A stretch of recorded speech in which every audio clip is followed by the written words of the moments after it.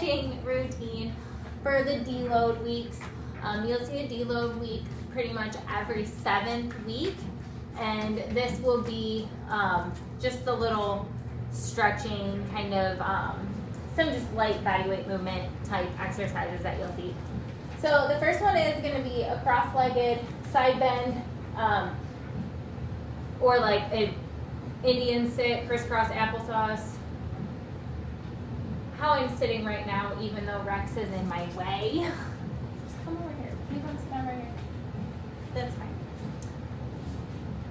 So the side bend is just going to be letting one arm fall off to the side, and the other one you're just going to reach up and feel that side bend. You'll hold each side for 30 seconds, and you'll repeat that. After that, staying in that easy sit or Indian sit, you're just going to reach forward and do a forward or a forward fold in that seat.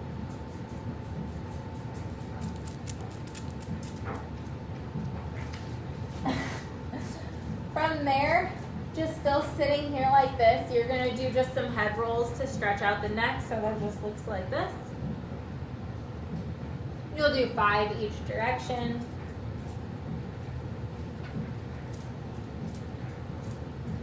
And you can always pause off to the side if you feel like you need a little more stretch down to the side. You can also set an arm off to the side and just let your head fall over, and you'll feel that kind of pull all the way down into your trap in your arm. Hey, Rex, Rex, Rex, get away from her. And take my boots off real quick.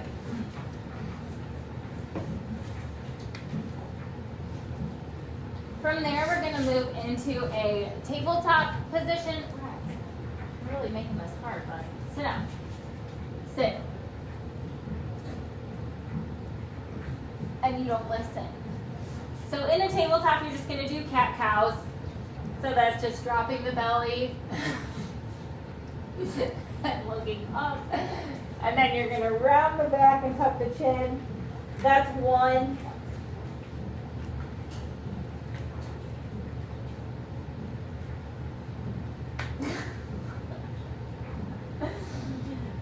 Then from there, you're going to come into a high plank, and you're going to do spinal rolls. So all that looks like is you're just going to roll up and roll back down.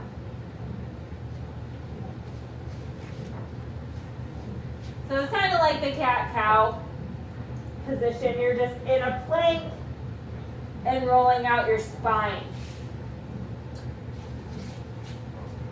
Once you do your last spinal roll, you're going to then press your hips all the way back into a down dog. In your down dog, you'll want to do some feet pedals. So that's just moving your feet up and down, getting some blood flow into the calves and the hamstrings, the back of the legs.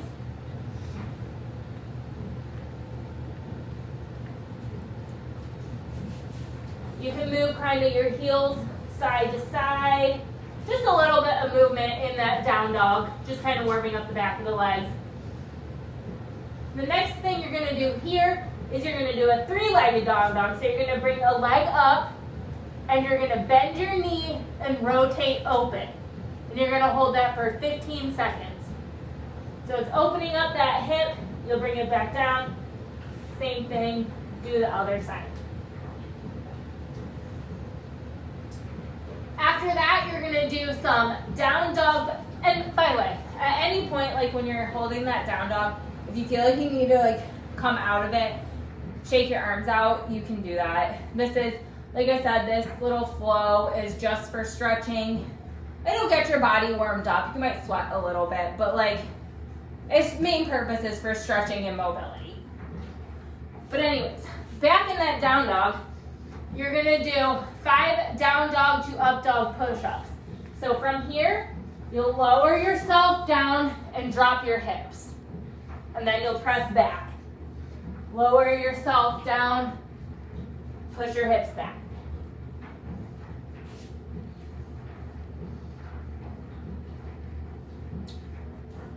I actually may have been out of order. a little bit. I missed the child's pose. Child pose, you're just gonna come down, knees are gonna be wide, and you're just gonna reach out in front of you. I'll do it from this angle. So this is just a child's pose right here. It says with additional tricep stretch. All that means is you're gonna bring your hands together and bring them behind your head and just lower them to touch like your upper back. And you should feel that stretching in your triceps. So that's a child's pose with the additional stretch. So the order that goes in, that I just totally messed it up, and hopefully you can still put it together, is gonna be the spinal rolls, and then into the down dog, and then you'll do the feet pedals in down dog. Then you're gonna do your 5 down dog to up dog push-ups, and then you'll drop down into that child's pose. Hold that child's pose for a minute, stretch out the triceps if you need. Then you're gonna go back into that down dog for that hip opener in the 3-legged down dog.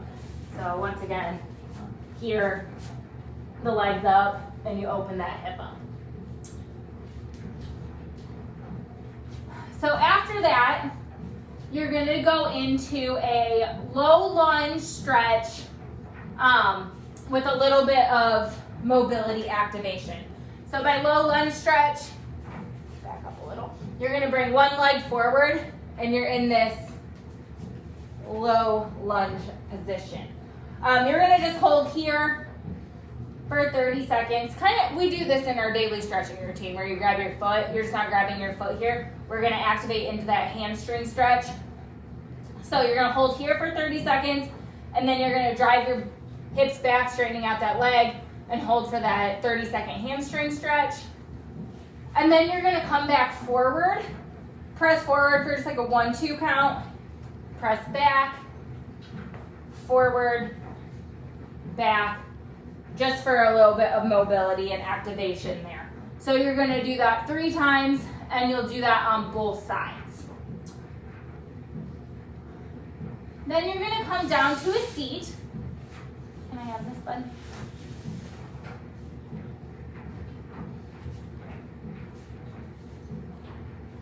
And you're just gonna come down and sit with your legs out straight, my nice sturdy feet.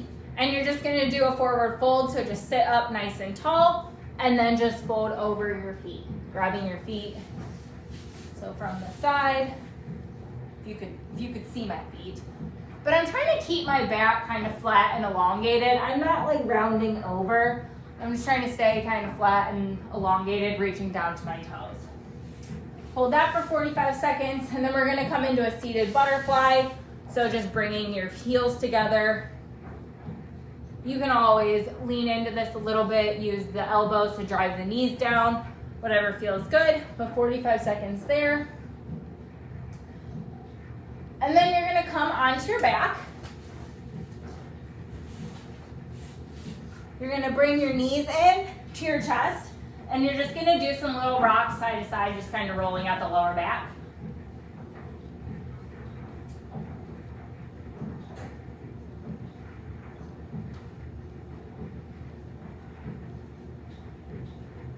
From here, you're gonna do on both sides, you're gonna keep one knee close, the other leg is long, and you're gonna take your opposite hand and knee, okay, you moved, and you're just gonna pull that leg over your body and just hold here for 30 seconds, kind of getting a spinal twist into a hip stretch.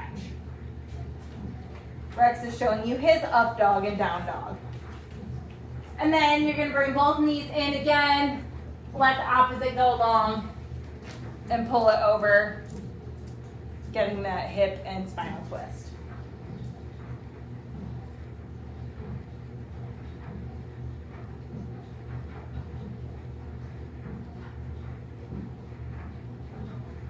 The next one is staying on your back. If in between you want to gather your knees and do a couple of those rocks, this next one I like to call figure 4 stretch. What you're gonna do is you're gonna cross one ankle over the opposite knee, then you're gonna grab behind that knee and hold here. You can straighten your leg all the way, flex and point your toes, pull in. Once you hold this for the time it says, you're going to lower that foot back down. You're going to keep your leg crossed, and you're going to drop that foot. So now you're getting another kind of spinal hip twist. And if you can always reach down to that opposite foot and grab that, and you're kind of like in a little pretzel. So I'll just show it on the other side. So here, drop, drop, grab if you can, or just hang out in that figure 4.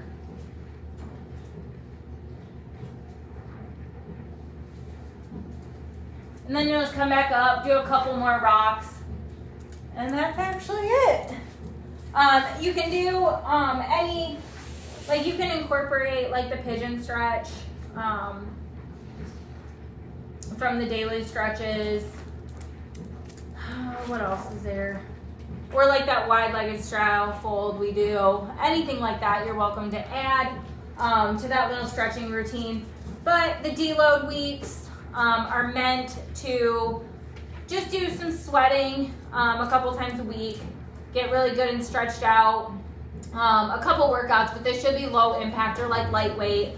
Nothing that should be taxing your body too much. Should at least probably have 2 rest days scheduled in all the deload weeks. And that little stretching routine. So hopefully you enjoy that and can follow along with that mess of a video.